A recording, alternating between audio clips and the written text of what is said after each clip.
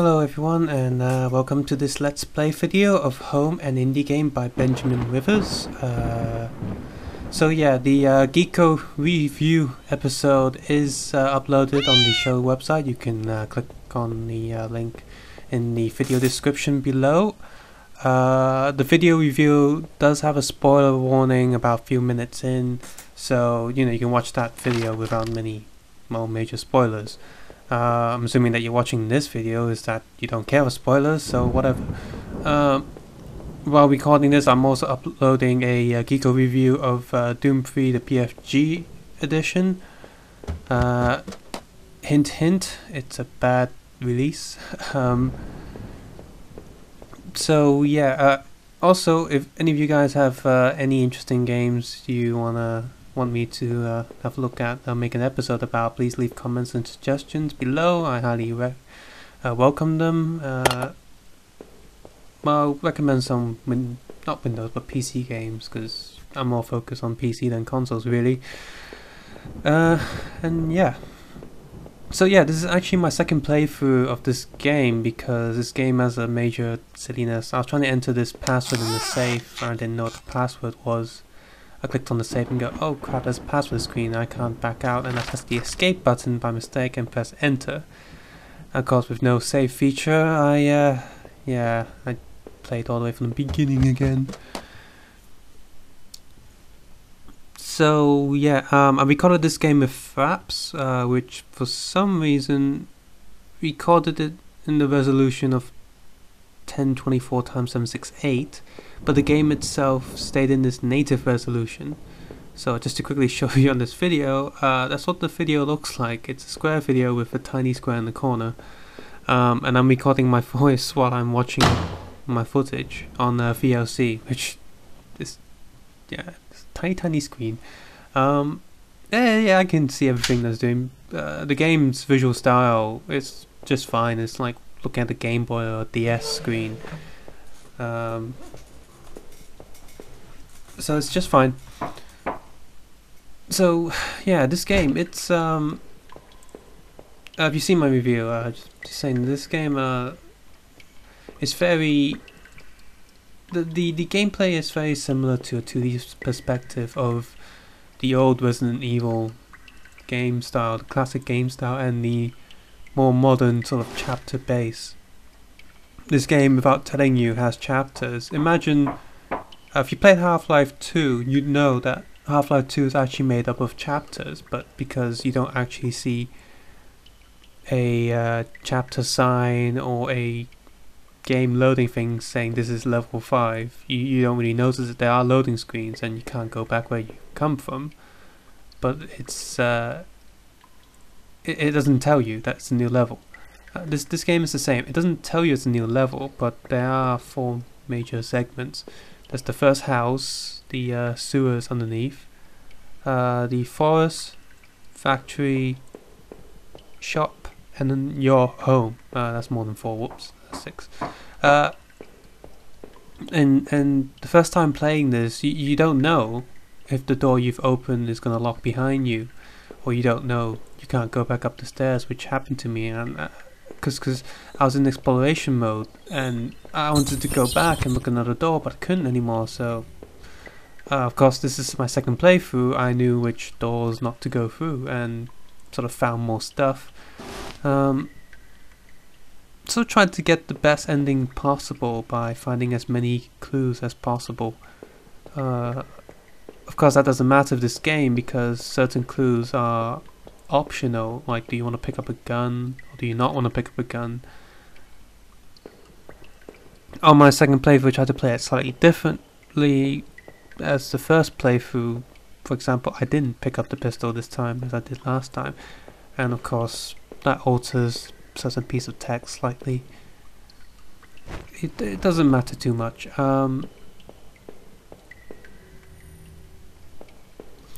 So yes, in terms of being like Resident Evil, because watching this video you would have noticed all these opening door segments. You go to one room to the other with the door opening and you can't see beyond it.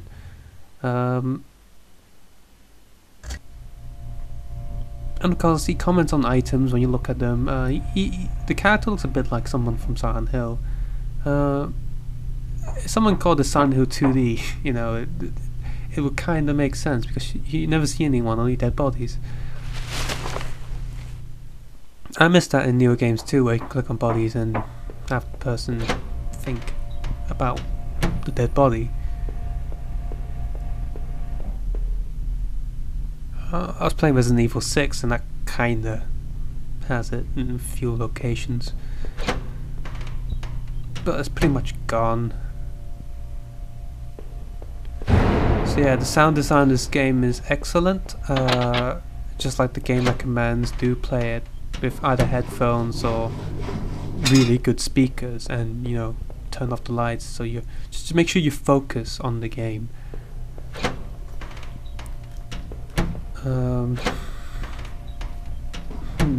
Oh, and of course right now the videos are stupid. I can't even call it a puzzle, it's just a fetch quest.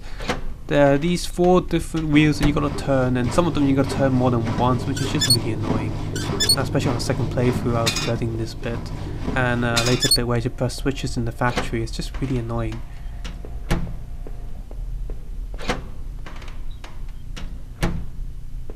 I mean, this game is already short, and the switches here and the switches later, it just feels like padding to make it longer. It's unnecessary.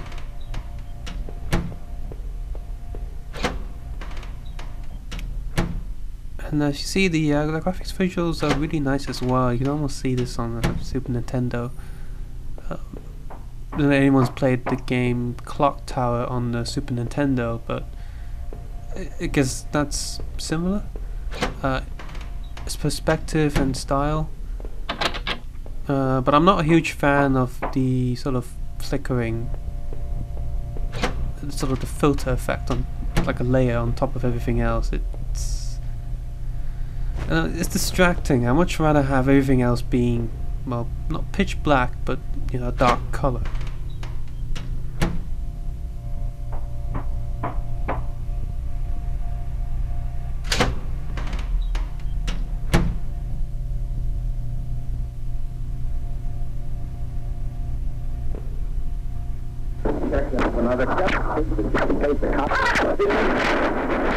So even watching this replay right now, that sort of found footage thing is quite disturbing. Your imagination just runs wild when you listen to the sounds of distorted and sort of, you can't even tell, if nobody told you what that video was, you can't even tell that there's a human in the sound, sort of screaming or whatever. It's just nasty. Of course, this is a Let's Play video, so you know, spoilers, whatever. That you can't die, and there are no actual enemies in this game. So if you ever play it again, or once you know, horror elements are kind of gone because, well, you know nothing's going to happen to you.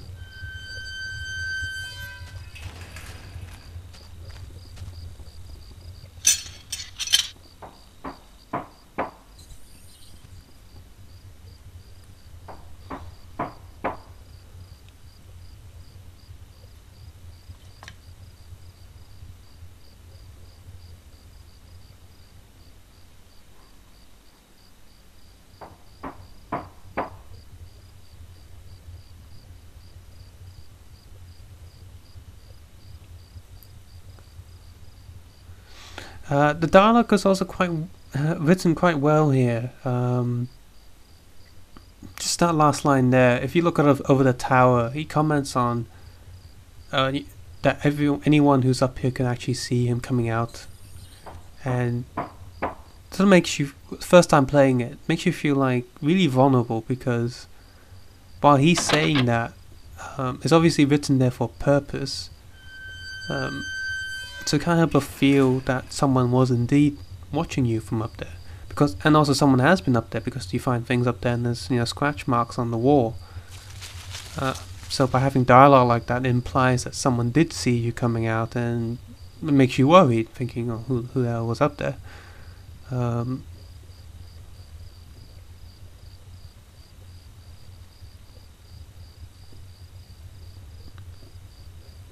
can't help but feel this game would be a lot scarier, and perhaps maybe better, if you did some stupid things and that there was a killer chasing after you. But it would defeat the point of this game, because the point of this game is interpretation. But of course you can defeat that by having this murderous killer be part of your mind, maybe, depending on your certain actions. Because here, there were certain things I did. For example, burying a few bodies, or marking my name on a tree, which the second time didn't allow me to do that, but the first playthrough, I could mark my name on a tree, which, under these circumstances, is a very dumb thing to do. If there was a killer, telling him where you've been, where you are, and also wasting time.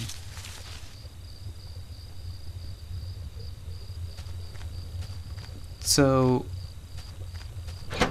yeah, if wasting time by clicking on the same objects more than once, or doing silly things like carving your name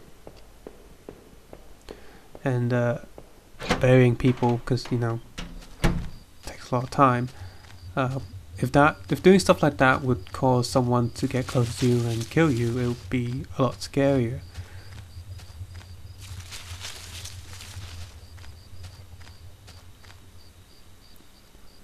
Perhaps maybe just have the running sound of grass behind you, and then suddenly the screen gets darker and darker.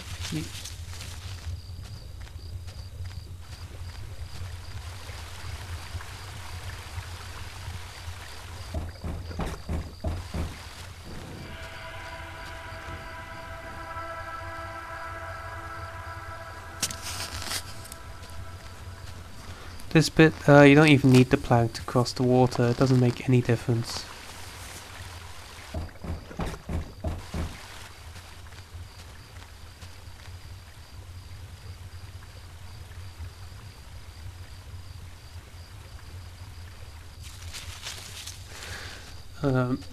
So the bit when I went silent just there, those subtle sound effects are very creepy indeed.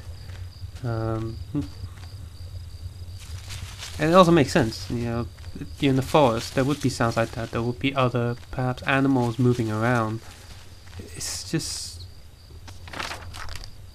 you know, the first time playing this is one of the creepier places.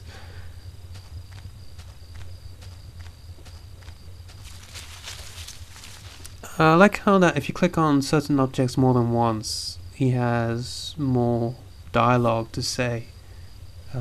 It gives you a feeling of progression, that you actually done something here, and makes your character feel more alive, that he's thinking about different things afterwards.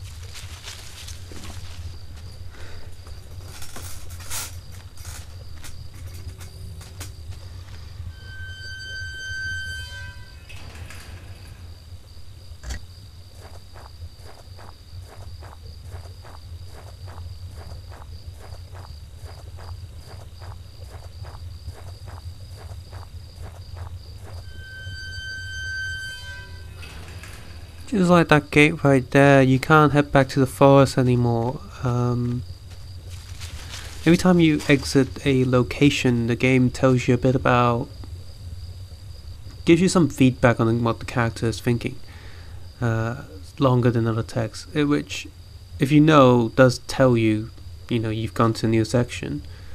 But it's a good way of telling you you've gone to a new section. It doesn't just say episode or level 4 or whatever. It doesn't distract from the mood.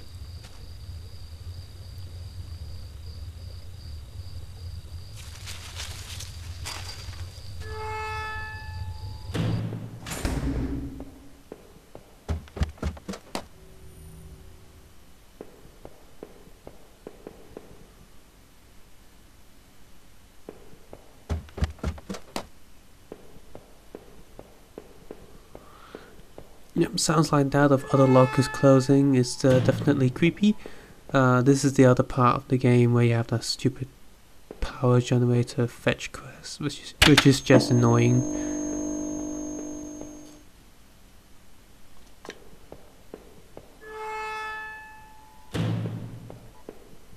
One good thing about this game is that it doesn't do jump scares, apart from the start maybe, where So there's a cat running, but it doesn't jump at you. It's not a jump scare, but it might make some people jump, but it's not really. You can argue that some of those subtle sound effects in the background are kind of jump scares, but they're sort of in the back. While when those sounds appear do make you a lot more worried, it doesn't jump in your face.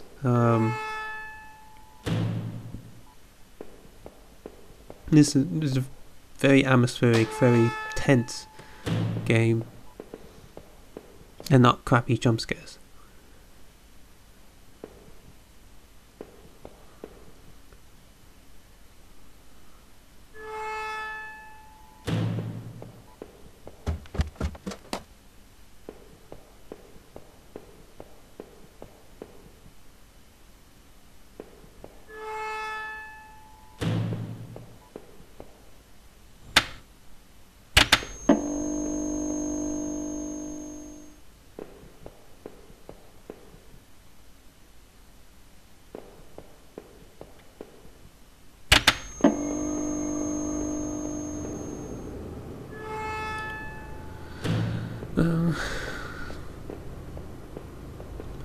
So yeah, the whole focus of this game is getting home to Rachel, which she can sometimes be there, sometimes not be there. On both occasions I didn't actually see her body, and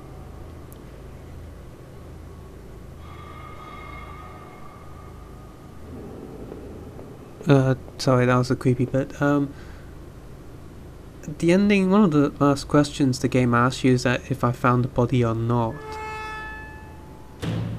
And I think both answers reveal that there's no body of Rachel there. Of course I'm not sure, because again it's left for interpretation. You don't actually see anything, but you do see him lift a bloody sheet. Well, a dirty sheet, not bloody. But the camera doesn't pan down, so you can't see the floor, you can see the wall. So again, it's up to you. Well,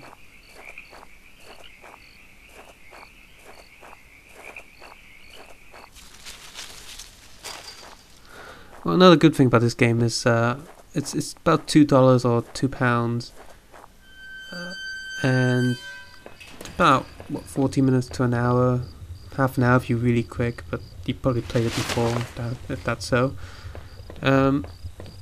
So you think about it, if it was, say, extended, if this game was the same price as a retail release, so let's say $2 for an hour, think about it, if you had, if this game was like $60, then it'll be 30 hours, which is a good length, very good length indeed. So don't be put off that it's just about an hour long when it is, you know, $2. It's not even a big game, so you can download it quite quickly, which is good. I do want to see someone do a video on the sort of physical retail copy. It comes with floppy disks and maps and stuff, because that does look quite cool. And I'm curious if those floppy disks actually work in a floppy disk drive.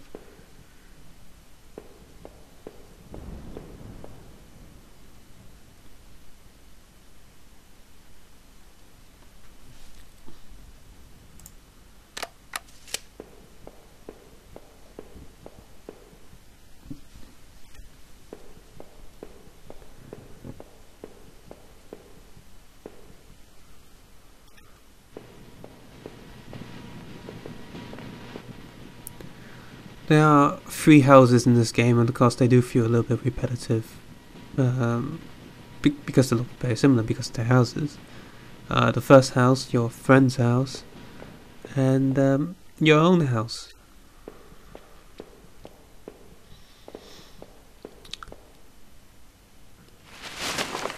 The second house is Norman's house, which is his friend's, which kind of makes sense in terms of the storyline, but I'm not sure what the first house has anything to do with anything else in the story.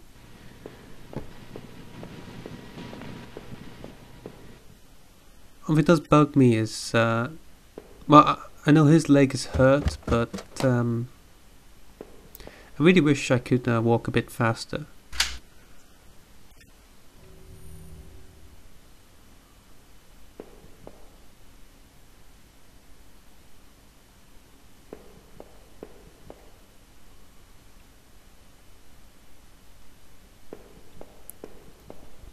Oh, and by the way, the puzzles in this game are just absolutely easy. Everything is sort of like Doom level of puzzles where you just find the key card and then open the door. Which I guess is okay since it forces you to explore the rooms. It's not as tedious as just pulling all those switches, but it'd be nice if the next game he made, if it was in the same style, would actually have more puzzles. Something similar to the original Silent Hill games, where you know there'll be a bloody letter giving you clues, perhaps. I remember playing Silent Hill 1 and the piano puzzle in the elementary school was just. I mean, it wasn't the toughest, but it wasn't the easiest either. It took me and my friend about half an hour to figure out what piano tune to play to unlock a door or something, and I felt really satisfied when I finally managed to clear the puzzle. I was like, oh my god, I'm so smart now. I feel so smart. Don't really see puzzles like that in games anymore. It's a rare thing, and it feels like indie games are games that will bring something like that back, because you know commercial games are so mainstream that they wouldn't bother with anything like that, because you know everyone's stupid apparently, and everyone just wants to shoot things, and first person shooters are the only things that make money. Ugh, idiots.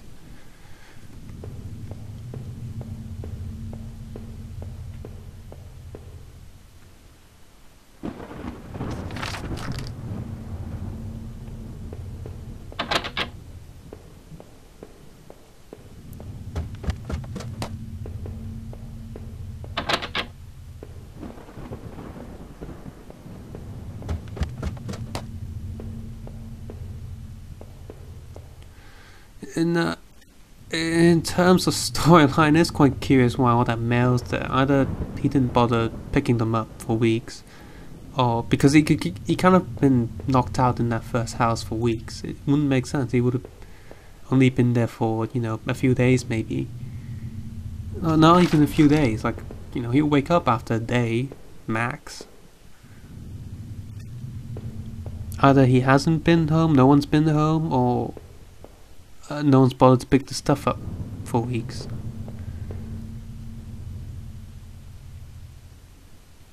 Which pretty much means he's doing something, unless someone captured him and placed him in the house and he managed to kill the guy and escape.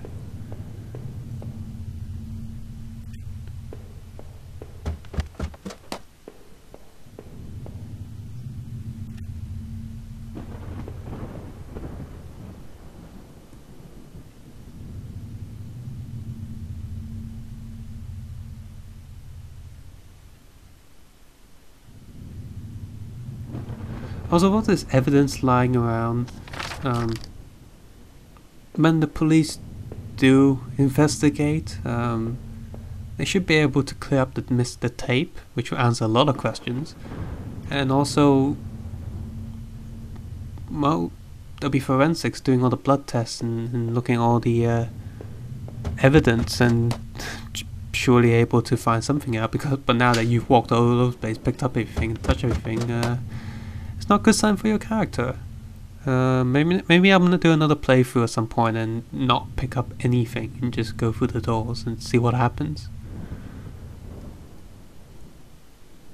And this is one of those games where I wish it was actually a console game where I had save states on the emulator so I can change a few of the last questions, because it is quite tedious to play through the entire game just to pick something different right at the end. Or perhaps I'll just look at YouTube and see what other people get.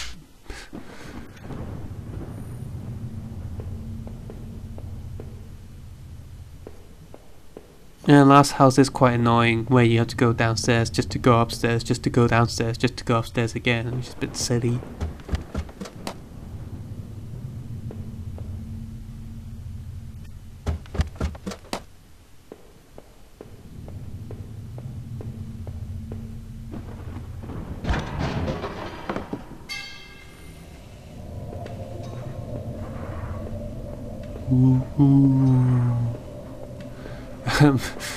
Sorry. By the way, happy Halloween. you know, you're happy on Halloween or whatever.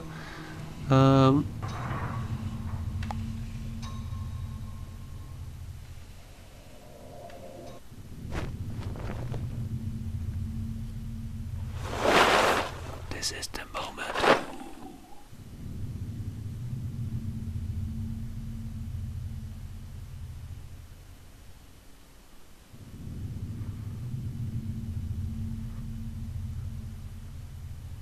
I gotta say, the first time this happened, it was the tension was so high. The first time I played, I said no, he didn't find his wife, and that question, and I think the message was something about there's nothing to see here, almost like he's denying that the body is there. At this time I said yes, and then there's nothing there, so can't help but feel, you know, it will always be the opposite of what you answer right here, which is why I want, you know, like a save state, so I can, you know, go through here again.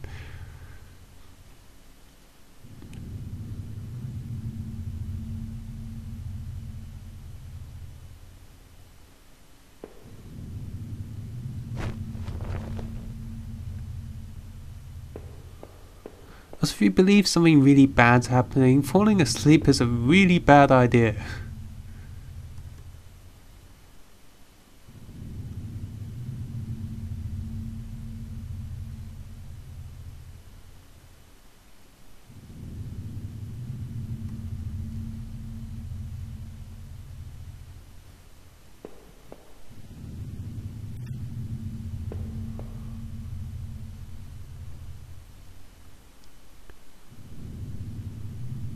This is an epilogue part of the game now, where your answers pretty much decide most of the outcome of the final message you get in the game.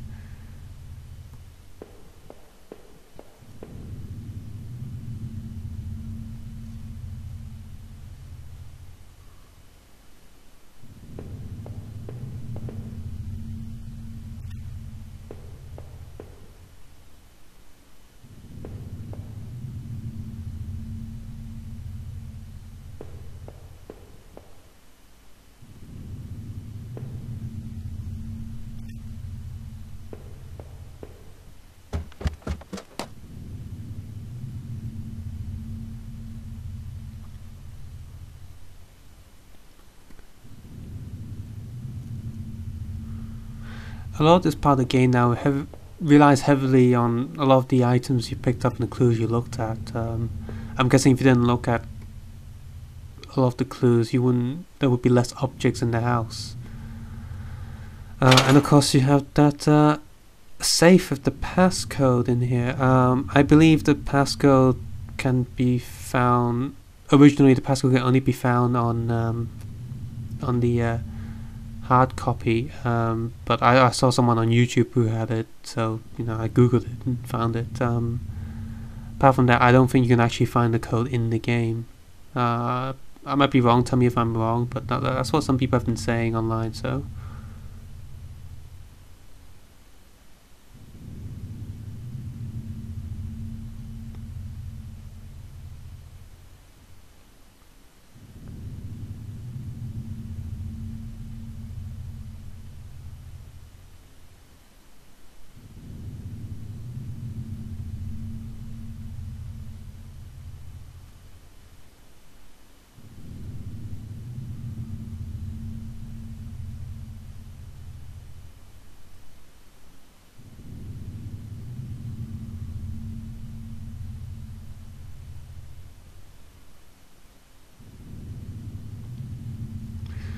Because brain scans mean that you're not sane, I guess. Not sure if the stuff in the safe is different depending on what your options are, but that's what I got.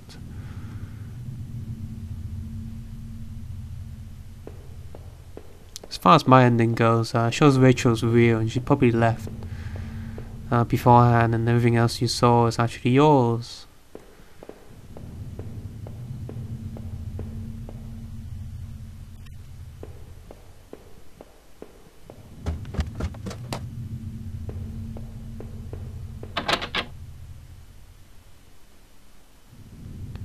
And you can see the items in the house is actually slightly different from when you first entered, so this game is pretty much telling you that you imagined quite a lot of the things beforehand.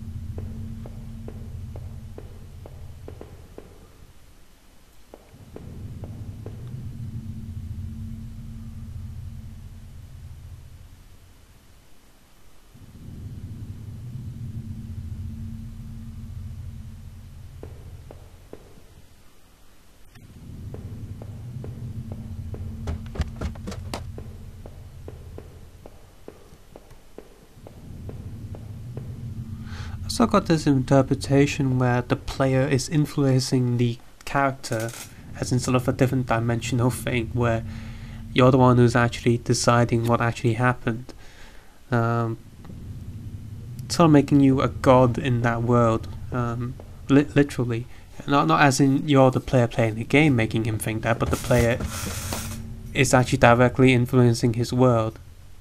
Yeah, at some point he's going to sit down and say, "Hey, you player, you made all this happen. How dare you?"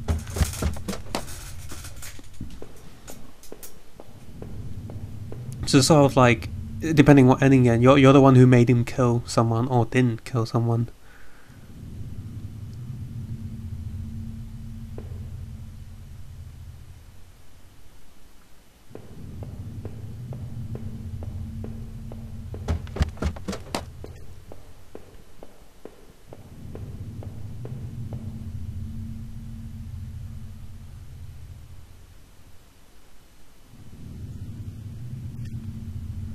And also, this game keeps making you think that something really, really terrible is going to pop up, but it never does.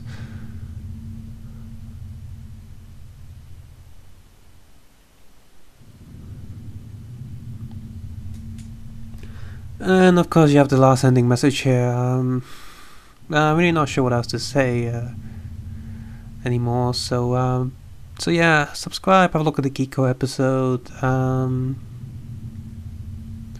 Suggest any games you want me to review or do let's play. Subscribe, website, eBay, my Bricklink shop, and all those links down there, Facebook and DeviantArt. And hope you guys have a nice day. Thank you for watching, and yeah. Oh, and by the way, I'll be doing one more Halloween Geeko episode before the 30th, fingers crossed. It's going to be a top 10 best and worst PC horror games. Which I'm going to have to rush through because I have an exhibition tomorrow on the 26th. Damn. Finished my master's degree in contemporary film practices. You can see all of that I actually put my CV on my website. Hope I passed that because I'm still waiting for my last module to be graded, but I passed everything else. And yeah, I really want to get a big audience and so I can make more videos and make it a job and hopefully be a director one day. But again, thank you for watching. Thanks very much. Take care and have a nice day. See you guys next time. Bye.